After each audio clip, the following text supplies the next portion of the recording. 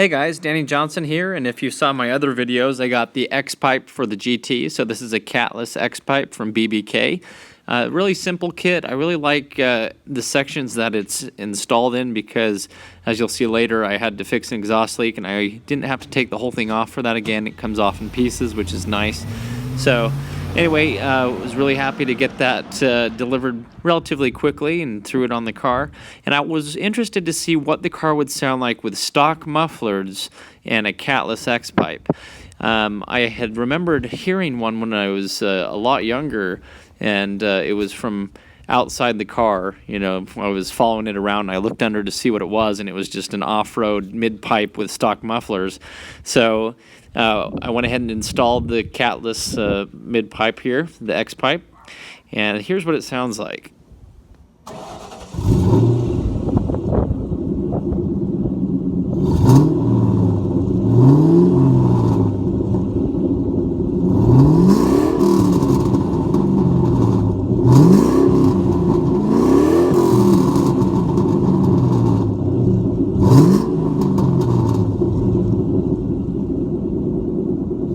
So not too bad of a sound, almost like a Flowmaster, but very quiet. From inside the car, it still sounds stock.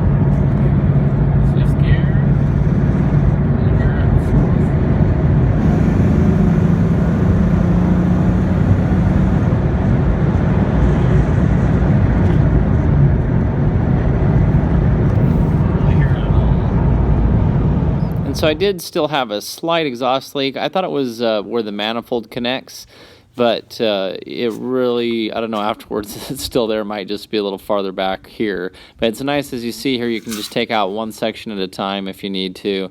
And I put some of the copper sealant up in here. I've had good luck with this in the past, just to kind of give it an extra seal, and bolted it right back up. Next, my brother, Justin SVT, drove it with me. I'll let you listen to it here.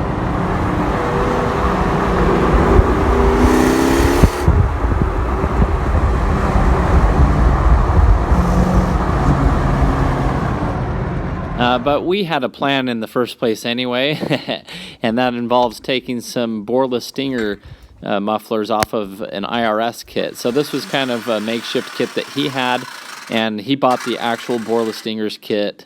And so we took this one that was kind of hacked together anyway, and decided to take the mufflers out of it so I could go have them welded in on the GT in town. So we jumped back in the Yukon and headed on over to our local exhaust shop, which has always been pretty good to us, and just dropped the car off there. And so while we were there, it was a little nostalgic. We went inside and remembered when we would see these exhaust tips and pipes and wish that we had them on our V6 Mustang back in the day. And so it was kind of fun just to remember back, because we used to go to the shop when we were younger. We put a twin, a stock GT cat back on our V6s, which didn't sound too bad, back in the day. And so anyway, just kind of back to here, we decided to drop the car off, and they said it was going to be a few hours. They might not even get to it today. And so when we were dropping it off, we saw this really cool Z28 that's back there, hood up. Yeah, it looks like it's been sitting for a while. Poor car. It's a pretty cool car, same era here as the Mustang, and that's an LS1 car. So that's a 305, 320 horsepower car here, just kind of rotting away. It's kind of sad. A lot of potential. Hopefully somebody fixes it up and gets it into some better shape, because they're kind of disappearing for this era and body style. And, that's even more horsepower than the GT. So, anyway, we checked back, and they had it in the shop, but not quite done yet. So, I'll give you guys an update, and when we pick it up, I'll show you what it sounds like now with the off-road X-Pipe and the Borla Stinger mufflers welded in. So, really excited for that. Really excited to enjoy the nice, cool fall era time with a nice sounding car. That's about the time that Justin, SVT, and I got our Mustangs. It seems like we always pick them up in November, so kind of nostalgic, and we're ready for the cool weather to enjoy the car. So stay tuned, and I'll let you know what it sounds like afterwards. Thanks, guys.